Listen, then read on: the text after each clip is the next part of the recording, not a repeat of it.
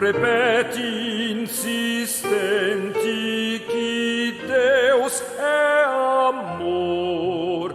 O sol quando é dia e a lua de noite nos contam que Deus é amor. É fácil notar que as obras de Deus estão todas repletas de amor. Quão grande amor nosso Deus nos tem dado. Ele nos fez filhos seus. Pois como alguém que vivia em pecado podia esperar essa graça de Deus, e foi tão intenso esse amor que o seu próprio Filho entregou. Deu-nos direito a uma vida melhor e o caminho do céu nos mostrou. Quando eu ouço o canto dos passarinhos, eu sinto que Deus é amor.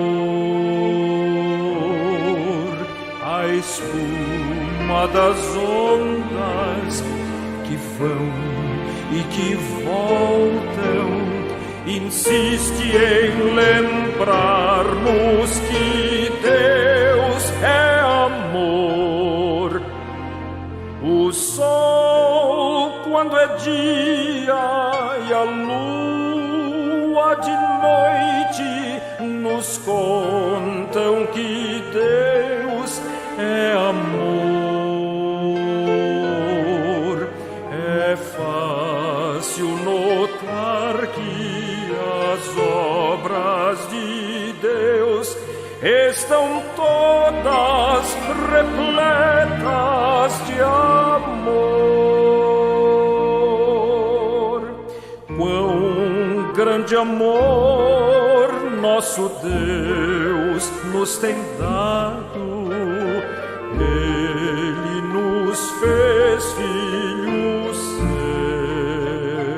seus. Pois como alguém que vivia em pecado podia esperar essa graça de Deus, e foi tão intenso esse amor que o seu próprio Filho entregou.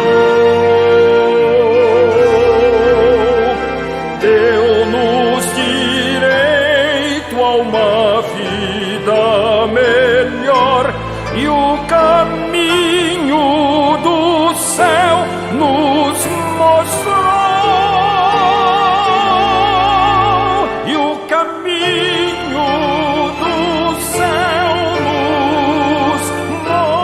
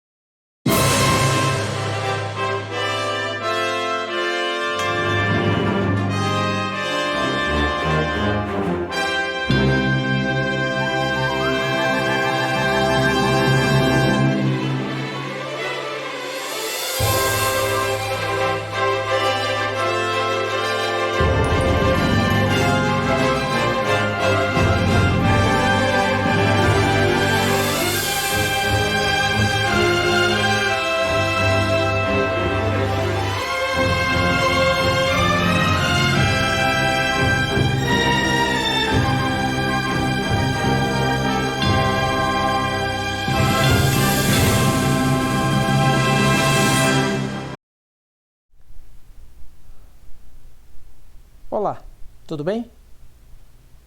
Que bom estarmos juntos mais uma vez, numa manhã de sábado, para podermos recapitular o estudo do nosso tema do livro de Isaías. E o tema da semana é Amor em Ação. O que significa amor em ação? Em resumo, posso dizer para você que significa viver o amor que você diz ter por Jesus. É mais ou menos isso. Mas vamos cantar primeiro? Vamos cantar.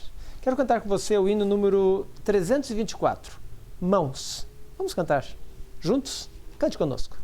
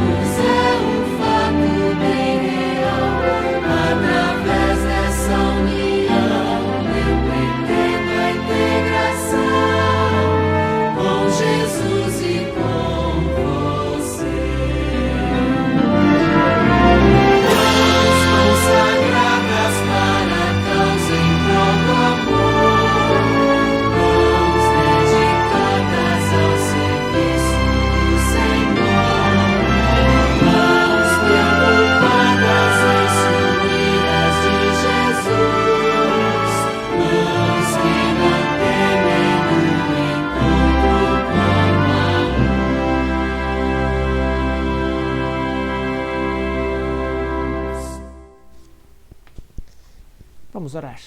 Pai querido, mais uma vez nós estamos diante do Teu altar.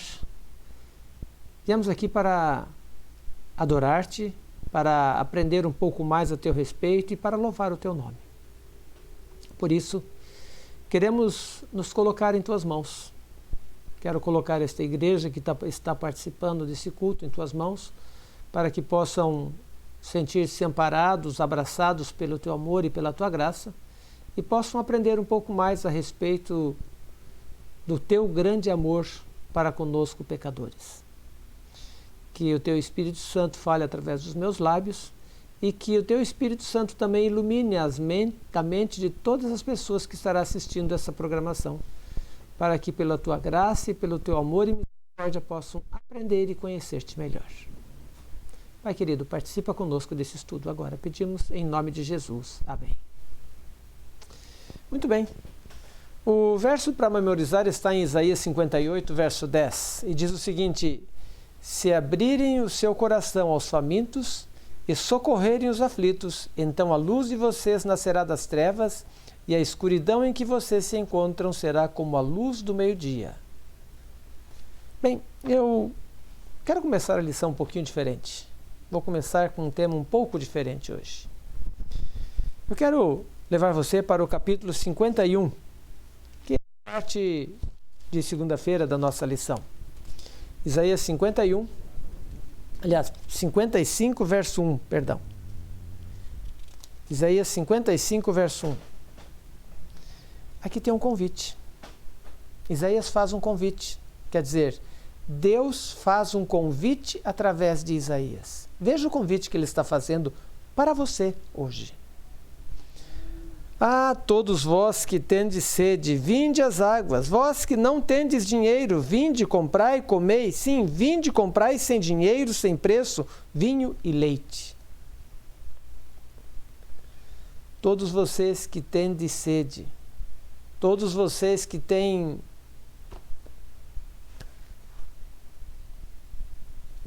sede de buscar uma palavra de Deus, todos vocês que não têm dinheiro. Parece haver uma contradição nesse convite, não é mesmo? Aqueles que não têm dinheiro, vinde comprar. Você já comprou alguma coisa sem dinheiro? Não estou falando de cartão de crédito. Você vai pagar. Você já comprou alguma coisa sem dinheiro? Isso soa bastante estranho para uma pessoa sem dinheiro, sem recursos, comprar alguma coisa? Como pode ser isso? Poderia talvez até parecer um deboche, mas as palavras seguintes de Isaías mudam todo o texto. Vinde e comprai sem dinheiro e sem preço. Por que Isaías disse comprar quando os fluidos que dão vida são gratuitos? O significado usual de comprar é obter algo em troca de um pagamento, por algum valor. Que pagamento Isaías teria em mente? Seria um golpe, como muitas propostas boas demais para ser verdade que a gente muitas vezes recebe? Eu acho que não. Isaías mencionou uma compra cujo preço é zero. O único requisito é aceitar o presente. Porém, isso não seria um pagamento. Então, por que o profeta se referiu à oferta divina dessa maneira? Porque o profeta queria enfatizar que o que a pessoa estava recebendo possuía um valor. E o profeta quer deixar claro que se trata de uma transação, ou seja, uma transferência de um valor que deveria ser aceito por opção. A linguagem do texto é inclusiva. Seu convite não se limita, como bem percebeu Ibn Ezra a Israel, mas inclui todos que têm sede de todas as nações.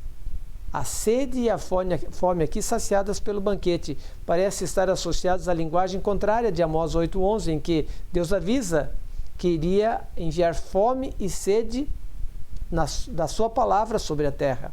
O texto de Isaías, portanto, deve se referir à provisão de necessidades naturais e físicas, mas a fome e a sede de ouvir o anúncio da salvação em Cristo Jesus. Através do servo do capítulo 53, que é referido no verso 4, como príncipe e governador das nações, ou povos em um claro indicativo da universalidade do alcance de sua mensagem e de seu reino. Todos, judeus, gentios, todos eles, são chamados a participar da adoração a Deus, sendo agora membros de uma só aliança. E é interessante como o Senhor continua o clamor através do profeta, através dos versos 3 e 4. Agora, veja o que ele diz. No verso 2, ele chama atenção. Por que você gasta dinheiro naquilo que não é pão? Por que você gasta suor naquilo que não satisfaz? Então, agora no verso 3, ele começa a fazer um novo convite. Inclinai os ouvidos e vinde a mim. E ouvi, e a vossa alma viverá, porque convosco farei uma aliança perpétua. Notem, uma aliança perpétua, que consiste nas fiéis misericórdias prometidas a Davi. Eis que eu dei por testemunho aos povos como príncipe e governador dos povos. O interesse de Deus não era meramente conceder um único presente, mas estabelecer um relacionamento contínuo de compromisso mútuo. É uma aliança perpétua, como diz no começo, mediante a qual ele cuida do seu povo para sempre. Ele não queria um outro encontro casual. Sua proposta era de casamento.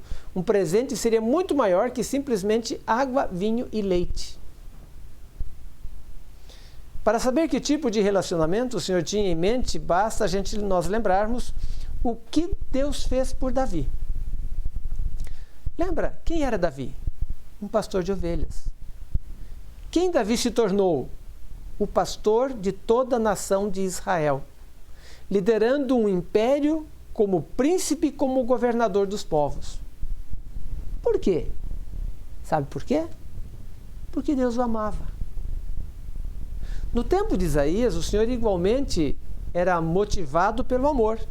E ele ofereceu o mesmo tipo de aliança aos habitantes de Judá. Ele desejava colocar Judá em uma posição de liderança sobre as outras nações, as quais procurariam Judá quando fossem chamadas. Assim como as ovelhas vêm ao pastor, quando ele as chama, Deus esperava que os povos de Judá aceitassem sua oferta de maneira cega, mas que considerasse sua experiência passada com Davi. Aceitar um presente exige esforço. Esse esforço envolve cooperar com Deus para receber seus presentes de perdão e salvação. Isso implica deixar algumas coisas para trás. Veja lá no verso 7. Veja o que diz lá no verso 7. Deixe o perverso o seu caminho e o iníquo os seus pensamentos. Converta-se ao Senhor, que se compadecerá dele. Volte-se para nosso Deus, porque é rico em perdoar. Deixe o perverso o seu caminho. Deixe o iníquo os seus pensamentos. É difícil entender a compaixão de Deus, pois constantemente nos rebelamos contra Ele. Faríamos o mesmo se estivéssemos no lugar de Deus? Ele nos assegura que sua misericórdia para conosco vai muito além do nosso pensamento. Olha o que está escrito nos versos 8 e 9. Diz o seguinte: porque os meus pensamentos, diz o Senhor, não são os vossos pensamentos,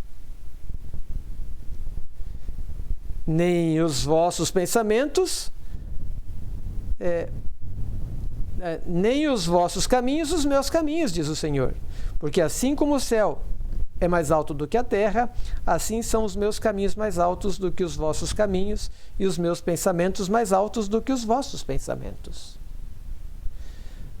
Não podemos precisamente entender todo o ministério de Deus como nos salva e o motivo pelo qual Ele fez isso. É muito difícil compreendermos o plano da salvação.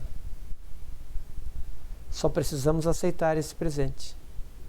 Não faria sentido recusar esse presente, nem trabalhar para pagar por uma alternativa imperfeita e insuficiente. Nenhuma pessoa, por mais rica que possa ser, tem condições de pagar a Deus o preço da sua vida. O Senhor já pagou esse preço. É um preço inimaginável, embebido com sangue, para ser misericordioso, justo, mediante a segunda morte do servo sofredor. Se aceitarmos o presente divino, qualquer desafio, lágrima derramada ou suor que produzimos serão apenas uma parte da aceitação do presente. Isso nunca será um reembolso a Deus, por qualquer fração que seja, do que Ele nos deu, porque o seu presente é de graça, sem dinheiro e sem preço. Todos os grandes mistérios do universo, de todos eles, certamente o maior deles é o plano de salvação.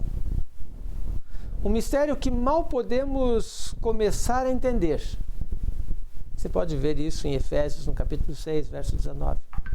O fato de o Criador do universo ter se humilhado para se vestir da humanidade, vivido em trabalho árduo e de sofrimento, apenas para morrer em nosso lugar, em sacrifício pelo pecado, a fim de nos perdoar e mostrar misericórdia, é uma verdade que impressionará o coração dos seres criados por Deus por toda a eternidade. No livro Minha Consagração, hoje, Ellen White escreveu o seguinte: anjos desejam examinar atentamente o tema da redenção. Será a ciência e o cântico dos remidos por todos os incessantes séculos da eternidade. Não seria ele digno de atenção e consideração e estudo agora por nós, pecadores? O assunto é inesgotável. O estudo da encarnação de Cristo, de seu sacrifício expiatório e obra mediadora, ocupará a mente de diligente estudante enquanto o tempo durar. Contemplando o céu com seus inumeráveis anos, exclamará: grande é o mistério da piedade. Minha Consagração hoje, página 360. Agora, tem uma coisa interessante na parte de terça-feira. Qual é o jejum referido em Isaías 58, verso 3? Aqui o profeta, ele fala num jejum. Qual é o jejum que ele está se referindo? É interessante a gente entender esse jejum. Ele está se referindo a uma coisa um pouco diferente. Veja o que diz lá, 58, verso 3 de Isaías. Dizendo: por que jejuamos nós e tu não atentas para isso? Por que afligimos nossa alma e tu não o levas em conta? Eis que no dia em que jejuais, cuidais dos vossos próprios interesses e exigis que se faça todo o vosso trabalho. Sabe o que acontecia aqui? É que esse jejum, ele acabou se tornando um simples ritual do qual o povo teve o hábito de fazer. Não percebeu a profundidade do significado dessa cerimônia, do ato de jejuar em si.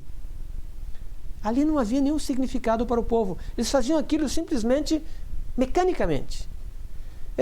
Sabe, eu fico pensando assim, muitas vezes a gente vai à igreja como simplesmente um hábito.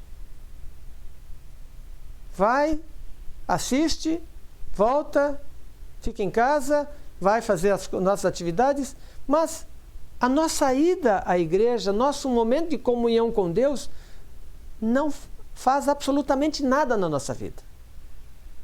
Não opera nenhuma transformação, que é o que precisa ser feito.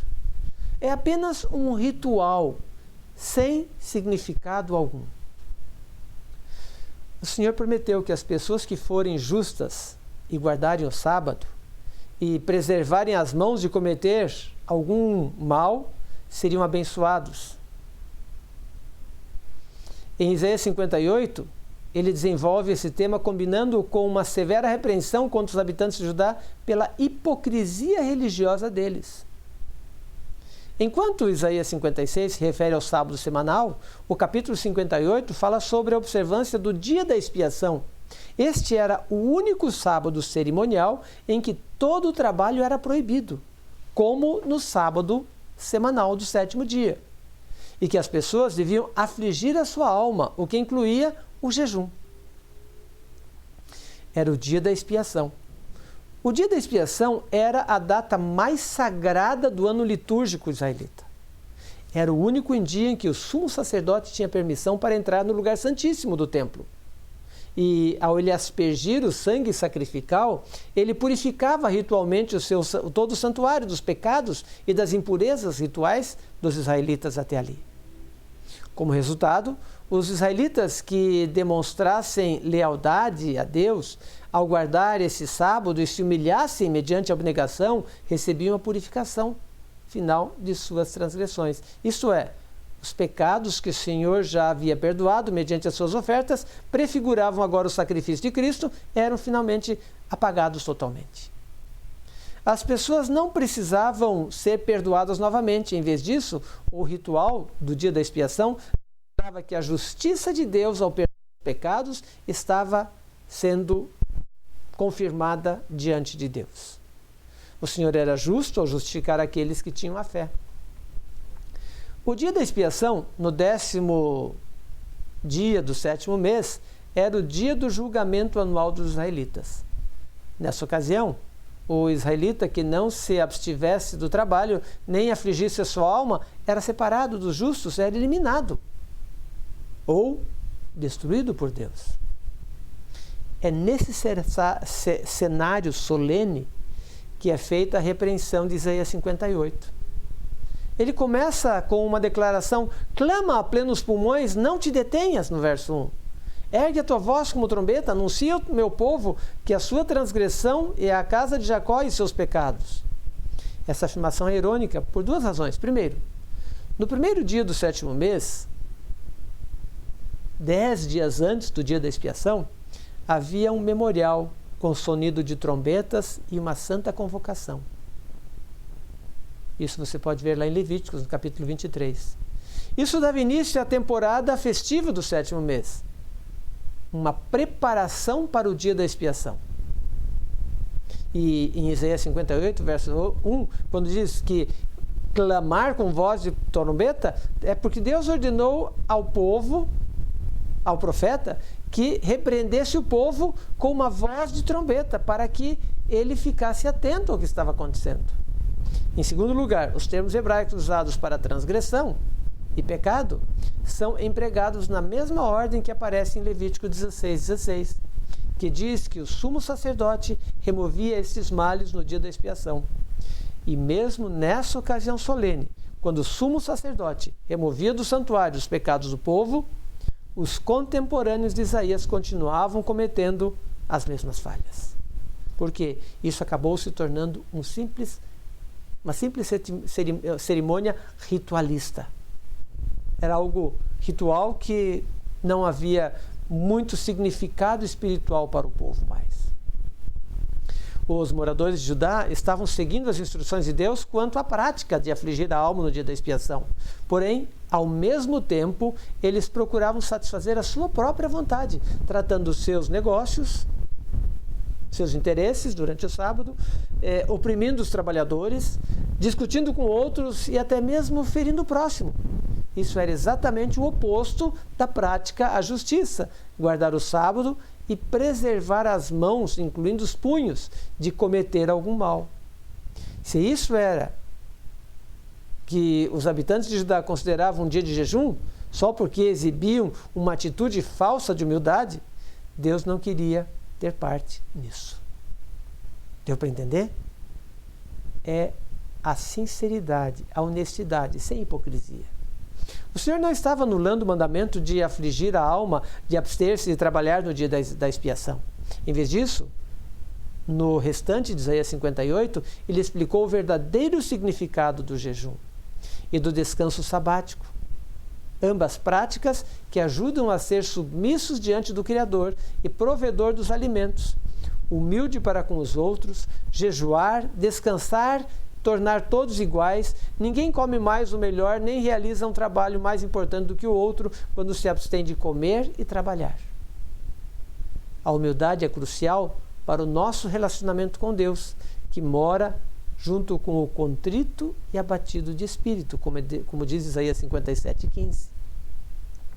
Reconhecer a dependência de Deus e a igualdade entre as pessoas, como demonstra o jejum, implica em suprir as necessidades do próximo, assim como Deus supre as necessidades dos seus filhos. Dessa maneira, o povo de Deus não deve apenas tratar os outros de maneira justa, como libertar os oprimidos, alimentar os famintos, abrigar aqueles que não têm onde morar, vestir aqueles que não têm roupa, como diz lá em Isaías 58.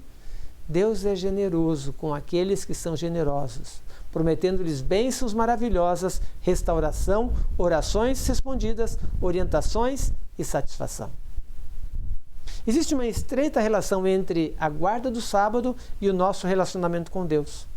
Aqueles que consideram o sábado deleitoso se alegrarão no Senhor. O sábado é um dia para desfrutarmos um tempo especial e prazeroso com Deus. Deus abençoou o sábado, santificou no começo da criação, como está lá em Gênesis no capítulo 2. A bênção do Senhor é destinada a todos os que participarem da sua santidade. Dedicando-lhes essas horas sagradas, nós vamos ter essa comunhão. Assim como a salvação, o sábado é uma oferta de graça para todos. Qual o problema? Por que não aceitamos esse presente muitas vezes? É um presente que Deus quer nos dar. Porque somos obstinados, somos rebeldes. No livro Ciência do Bom Viver, um texto que é da nossa lição da Escola Sabatina de sexta-feira, que diz o seguinte: ninguém pode exercitar verdadeira beneficência sem abnegação.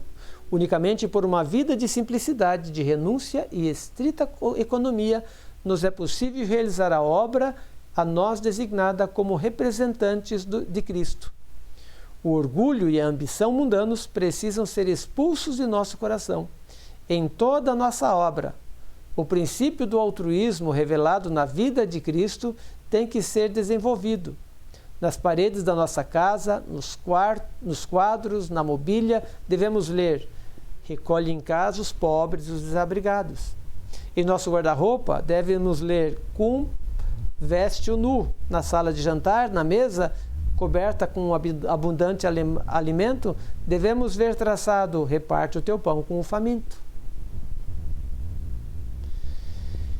Que nós possamos compreender as verdades desta lição. A salvação é pela graça, mas ela teve um custo alto: o sangue de Jesus. Portanto, não é para banalizar a salvação. Segunda, nossa religião não deve ser apenas uma religião com rituais. Nossa religião deve ser uma religião verdadeira, uma vida plena. Terceiro, a fidelidade na guarda do sábado mostrará quem somos e para onde queremos ir. E por último, ajudar aos necessitados deve fazer parte da nossa vida. Mas aí entra o exemplo de Jesus. Assim como Jesus, o nosso objetivo principal deve ser a salvação do nosso semelhante. Não apenas dar uma peça de roupa, um prato de comida. As pessoas precisam ver neste ato o amor de Jesus se manifestando através da tua vida. Aí sim você estará seguindo aquilo que Jesus orientou, um verdadeiro jejum, uma verdadeira vida cristã. Enfim, querido, viva o verdadeiro evangelho da salvação através de Cristo Jesus. E compartilhe com os seus semelhantes essa verdade, para que ele também possa encontrar em Cristo Jesus uma vida plena para sempre. Que Deus abençoe você. Cante comigo agora como é ser igual a Cristo. Eu acho que sim, não cabe bem. Sermos igual a Cristo, fazermos a diferença na vida das pessoas. Isso é fundamental em nossa vida. Cante conosco.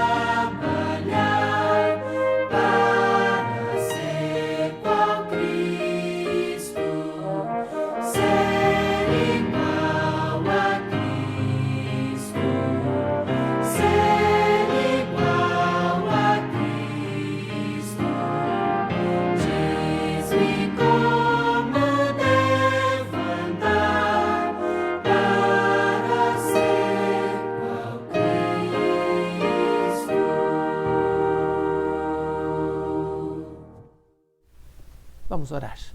Pai querido, que as palavras desse hino possam expressar o desejo do coração de cada pessoa que está assistindo essa mensagem e que para a tua honra e glória possamos ser semelhantes a ti, iguais a Cristo, sendo úteis, levando conforto, paz, segurança às pessoas e também um prato de comida, um vestuário, algo, mas que o principal, levamos Cristo para essas pessoas assim como Jesus fez. Concede-nos um sábado agradável e gostoso e que a tua graça inunde o nosso ser para que aceitemos viver a verdadeira religião cristã, sem hipocrisia, sem disfarces, sem comodismos, mas sermos fiéis servos de Deus. Guarda-nos ao teu lado, que pedimos em nome de Jesus. Amém. Querido amigo, obrigado por ter participado desse nosso estudo, recapitulação da nossa lição. Que o Senhor te abençoe. Se você gostou, compartilhe com seus amigos. Se você não é inscrito em nosso canal, inscreva-se. Curta a nossa página, isso é muito importante. Você se manifeste para dar uma visibilidade maior. E daqui a pouquinho a gente se vê, ok? Até daqui a pouquinho. Que Deus o guarde.